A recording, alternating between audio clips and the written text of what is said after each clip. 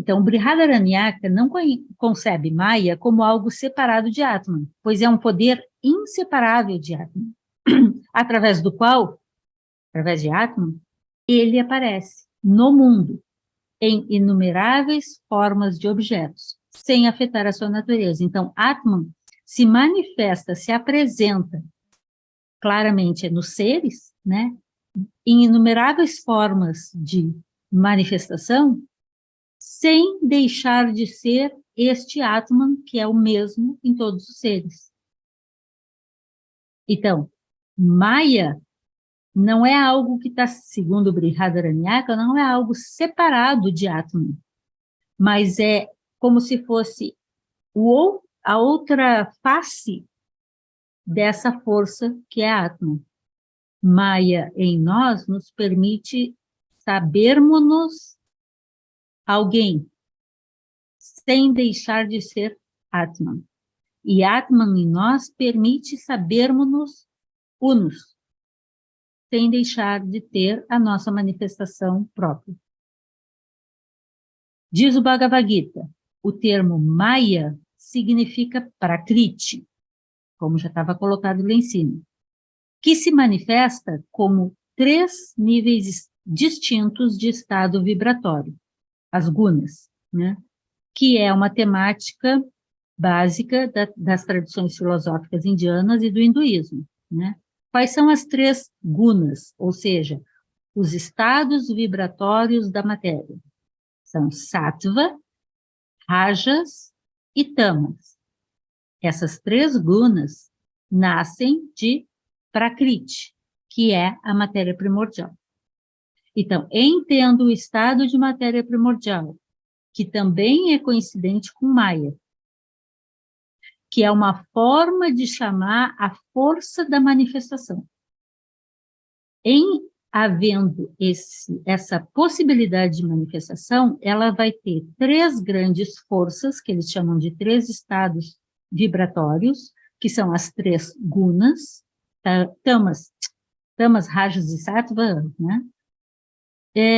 Que são traduzidas como estados vibratórios que têm por sua característica.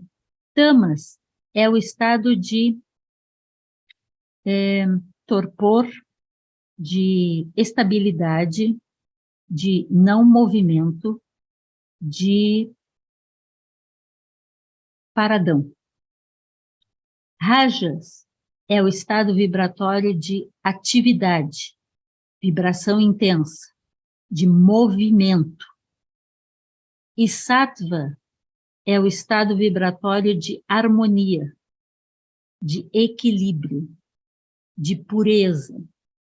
Então, como nós estamos falando de tradições diferentes, de culturas diferentes, as formas de traduzir isso também, muitas vezes, dependendo do contexto em que são colocadas, elas vão ser traduzidas de formas diferentes. Mas, por exemplo, para entender melhor o que são as 3 gunas, eu recomendo a leitura do Bhagavad Gita. Tá? Agora, esse mesmo conteúdo, o estado vibratório, as gunas, ele é usado em todas as coisas da manifestação, né? Eu, por exemplo, que venho da área de saúde, a gente fala sobre alimentos sáttvicos, rajásicos e tamásicos. A gente fala sobre comportamentos das pessoas, um é mais sáttvico, outro mais rajásico, outro mais tamásico, né? Então, o tamas é aquele que é mais denso, mais parado, mais estável. O rajas é aquele que é mais movimento agitado, vibração mais intensa. E o sattva é aquele que é mais equilibrado, tem mais harmonia. Tá?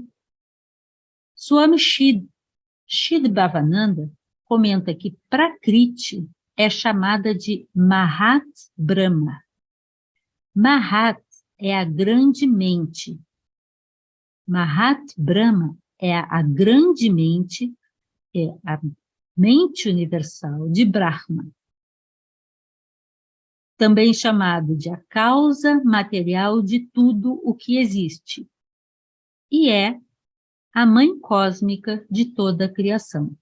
Então, quando é chamado de Mahat Brahma, tem o sentido de aquilo que é pensado, porque pensamento é movimento, porque pensamento é vibração, então, na falta de outras palavras melhores, no nosso contexto idiomático e cultural, a gente vai pensar o pensamento de Brahman.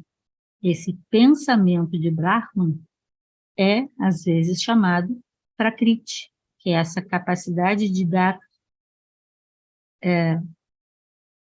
visibilidade em todos os sentidos, não apenas o sentido visual, né, mas visibilidade, sensorialidade, multiplicidade para o uno. Isso seria o véu de Maya, a ação de Prakriti, o que a Vidya se envolve e o poder de Ishvara. Nos vários Gitas que tem na tradição da Índia, né, porque a gente conhece muito e fala muito do Bhagavad Gita, mas existem vários Gitas. Gita é canção, como eu já tinha comentado na outra vez, né? Então, o Alberto cita no livro alguns Gitas, né, citados pela Ratnaim Nilakantam, tá? É uma autora com bastante material sobre Upanishads, sobre tradição Vedanta indiana, né? Nos Gitas, que estão presentes nos Puranas, Prakriti, que é Maya, criou o universo. Então, nos Gitas é dito que Prakriti criou o universo. E aí tem duas citações aqui. Tem o Sutta Gita, tá? Em que os ensinamentos estão sendo dados por Sutta, um grande sábio. A diversidade do universo é somente uma aparência que surge devido à Maya. Ou seja, o universo é diverso devido à aparência que surge no espaço em decorrência da ação de Maya. E no Devi Gita, Devi é Deva, né? Então, um Deva dando a instrução, a canção, Maya é um poder de Brahman. Maya é um poder de Brahman, a causa instrumental pela qual todo o universo é criado. Tá? Então, Maya é o instrumento que permite que o universo seja criado, daquilo que é incriado, que é Brahman.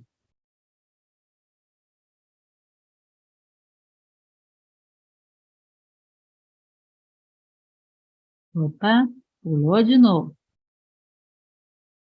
Então, só vou pegar mais esse pedacinho e aí eu quero dar uma paradinha para a gente conversar. Maya está diretamente ligada a Ishvara, pois é um poder de Ishvara. Como eu disse, Ishvara tem relação com a ideia de um ser criador, né? Então, o seu poder é Maya, para poder criar, né? O criador do universo.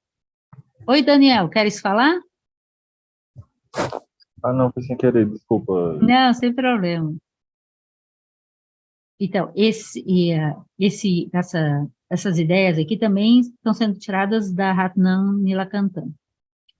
Como no Bhagavad Gita, isso é dito, né? Onde Maya também é um poder de Ishvara e auxilia a manifestação de Ishvara, porque não é possível haver um criador e uma manifestação sem que algum tipo de limitação seja feita. Maya, ó, tá aí, ó. Maya gera a limitação pela qual Ishvara, que é o Criador, que é o todo, limita a si mesmo em uma manifestação particular, que é o nosso universo.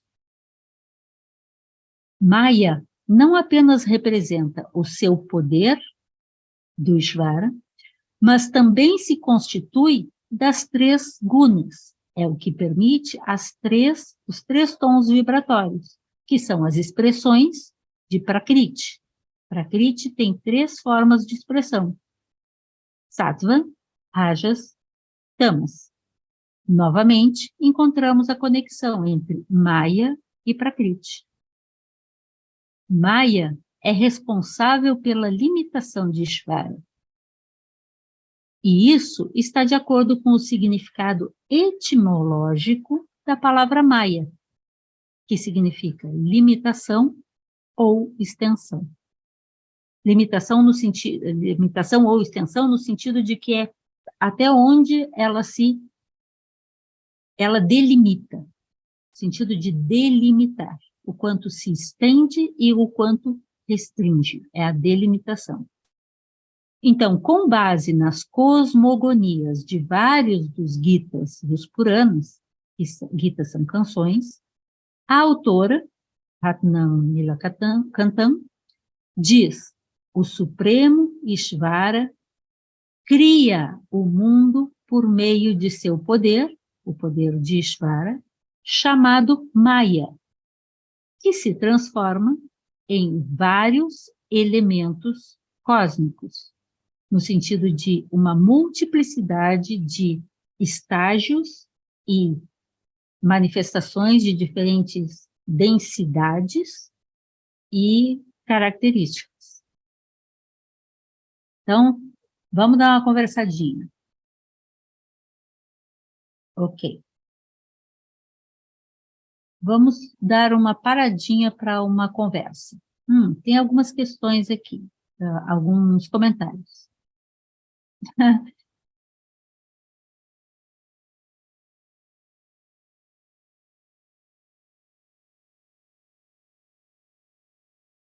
Oi. Então, eu vi alguns comentários aqui. A Lígia diz: gosto desse método de definir o que não é, né? Isso é usado também nas tradições filosóficas ocidentais, né? De tentar chegar ao que é, definindo o que não é, né? E isso é muito usado principalmente em relação ao divino, né? A gente não pode definir quem é Deus, né? Tem aquela frase, né?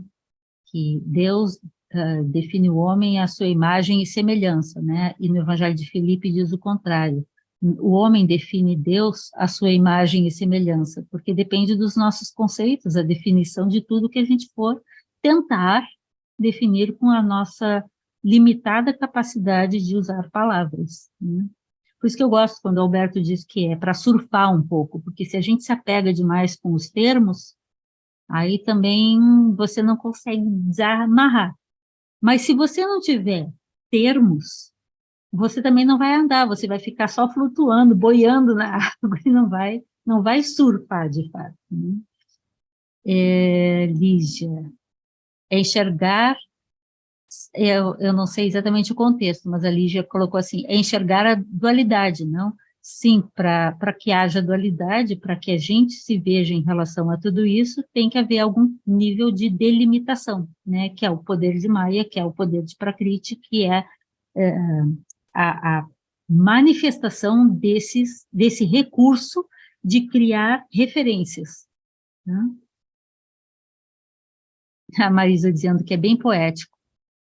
Ai, eu gostaria tanto de ter essa capacidade de usar as palavras, né, dessa forma mais poética, mas com nível de ansiedade meu, isso não é muito fácil. A Carol comentou: Mahat Brahman poderia corresponder à primeira lei do Kybalion, o universo manifestado é mental? Sim, eu acho. Eu penso assim, mas eu tenho um receio muito grande, até a Laia costuma comentar sobre isso, e o Bruno também, de às vezes a gente cair no erro, é um erro cognitivo profundo, de considerar que tudo que é manifesto é mental, e que só o mental existe. Não é assim. O manifesto é uma expressão velada daquilo que de fato é. Não depende, não é que tudo que existe seja mental, mas eu dependo da condição do meu estado mental para perceber as coisas tais quais são. E, na verdade, eu tenho que abdicar do mental quando eu alcançar essa compreensão, para que eu possa vê-las tais quais são. Porque se eu usar o meu mental para perceber o real, tem uma dualidade. O mundo não é mental, né? Fala, Bruno. Só complementando, né, o que a Jane comentou, o mundo não é mental, porque se ele fosse mental, ele seria uma ilusão. E a gente ia cair justamente no que o Alberto tá mostrando que é um erro, né, de interpretação por muita gente que começou a traduzir Maia como ilusão, né, que foi uma tradução que começou com ocidentais e acabou depois entrando na própria Índia, né, porque questões de colonização, etc. E também a Mahat se refere a, que é traduzido como mente, né, mas é no sentido de uma inteligência universal, cósmica, né, essa Marra. força cósmica, Maha, né? Então não tem relação com a nossa mente ou com o que a gente concebe como mente, né? Usando esse modelo nosso de mente, né? A nossa mente como a nossa mente, de fato, ela projeta uma realidade sobre as coisas, né? Mas é a partir dessa relação com as coisas, a gente projeta algo, mas geralmente é algo meio equivocado, né? E a ideia é justamente a gente conseguir ver além dessas projeções que a nossa mente lança sobre as coisas. E aí sim a gente pode acessar essa outra mente, né? Essa mente universal, que é Mahat. E um problema do Kybalion, sem querer aqui entrar em outras polêmicas, né? Porque o Kybalion, muitas vezes ele é associado com o hermetismo, né? Só que o hermetismo clássico não tem nada a ver, ele é um texto posterior, é um texto do século XX, XIX, XX, né? Por aí. Não tem nada a ver com o corpus hermético, então não tem nada a ver com aquela tradição original do Hermes, do Poimandres, que também vai usar a palavra nous, grego, muito nesse sentido do Mahat, né? Dessa mente universal, cósmica. E o problema do Caibalion e algumas outras literaturas muito mentalistas é que elas justamente reforçam essa questão da gente ficar sempre produzindo pensamentos para manifestar coisas, atrair coisas, né? Para justamente acaba reforçando a nossa ilusão, acaba reforçando esse nosso mecanismo de se identificar com coisas, desejar coisas e querer mais coisas, e ainda querer que a nossa mente magicamente atraia essas, essas coisas para nós. Muito obrigada, Bruno. E eu vou, antes de passar para a Laia, eu queria aproveitar a tua fala para reforçar um detalhe disso. É tudo que nós vemos, percebemos, sentimos, pensamos, é dependente dos referenciais que nós temos. Então, uma mente limitada vai necessariamente enxergar de forma limitada. Uma mente muito presa, como somos a maioria de nós, aos seus próprios referenciais, corre o risco, vou dizer assim, Bruno, me corrige, corre o risco de definir e achar que as outras coisas são definíveis apenas a partir do seu limitado, da sua limitada percepção das coisas.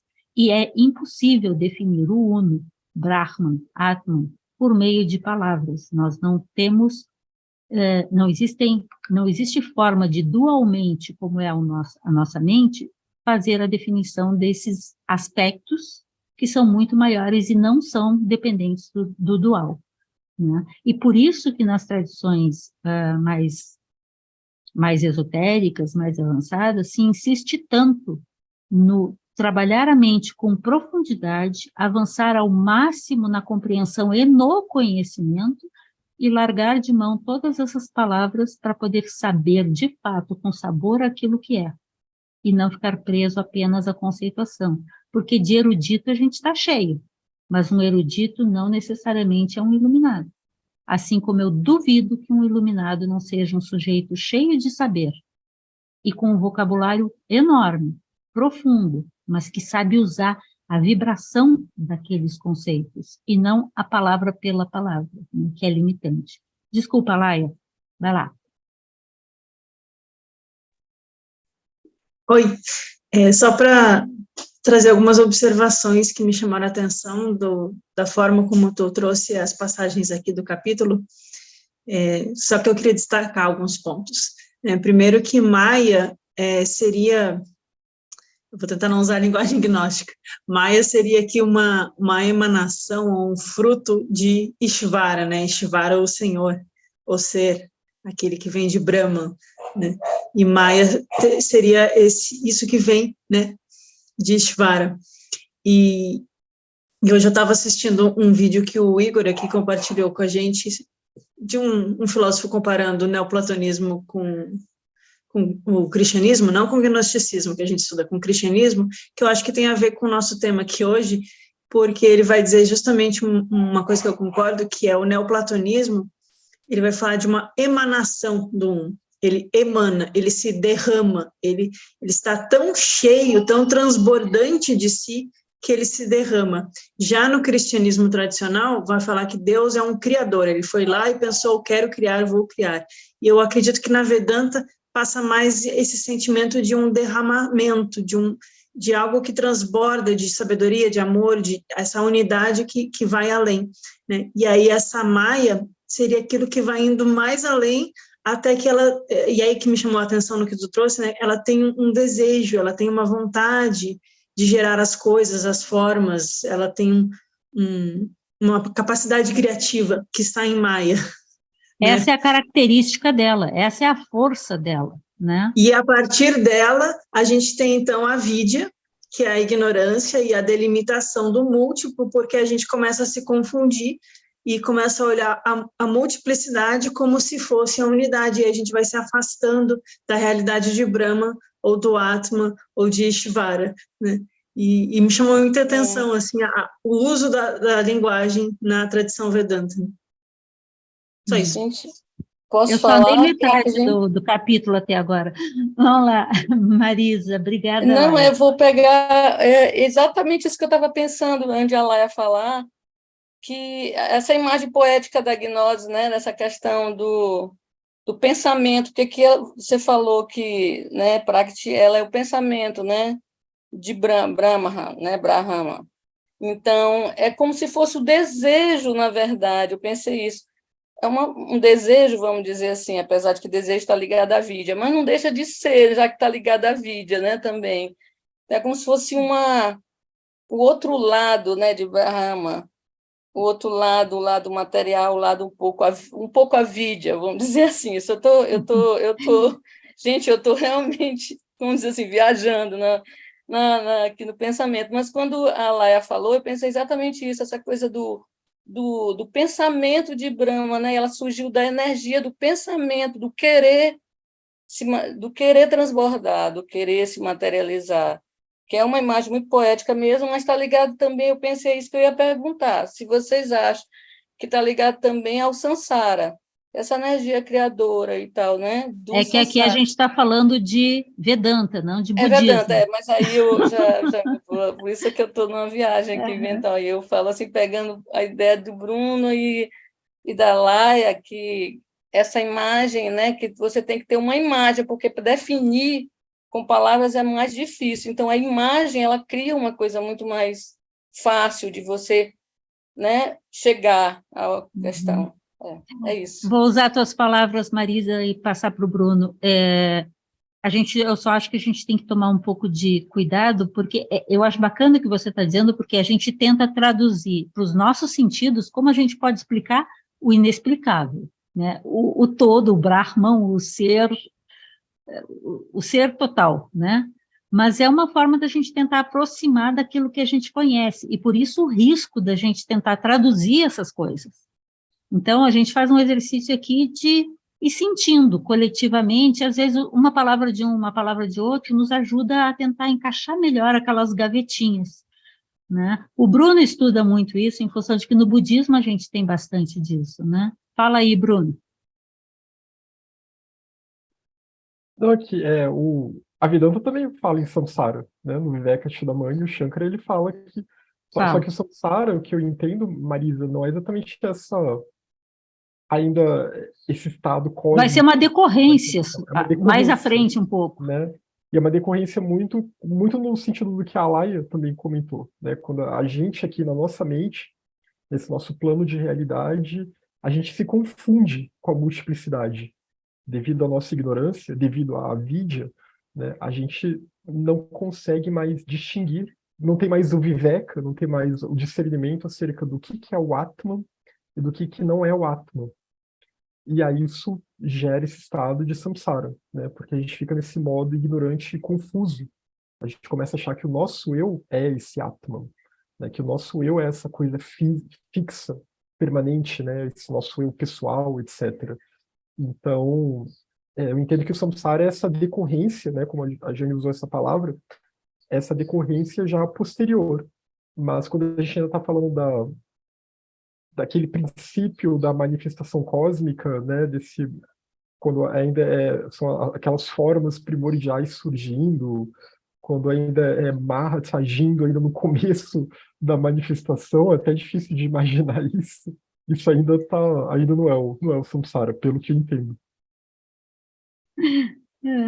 Essa é uma discussão longa, e eu estou pensando, Igor, eu concordo com você, o Igor acabou de dizer aqui que os nossos sentidos criam falsas aparências para a Maia, né? Sim. Quando a gente tenta traduzir demais, a gente vai escorregar muito, mas esse é o exercício da gente ir avançando, né? Deixa eu seguir mais um pouquinho para a gente, porque um pouquinho não, porque senão a gente não vai... Jane, não é só para terminar o texto, não. Mas tem mais coisa. Então, eu vou seguir um pouquinho mais e a gente volta a dar uma paradinha.